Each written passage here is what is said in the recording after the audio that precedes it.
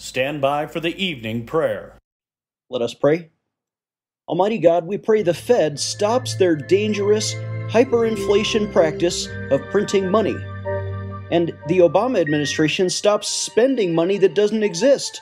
As 4 Republican congressmen, Mark Kirk, Eric Paulson, Leonard Lance, and Dan Burton, wrote this week, we urge you to rapidly end this new policy of buying U.S. debt with newly created dollars.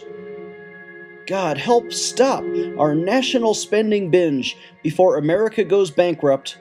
As you say in Proverbs 22:7, the borrower is servant to the lender. In Jesus' name, amen. This is former Navy Chaplain Klingenschmitt. Would you please add your amen to the petitions at our website, prayinjesusname.org.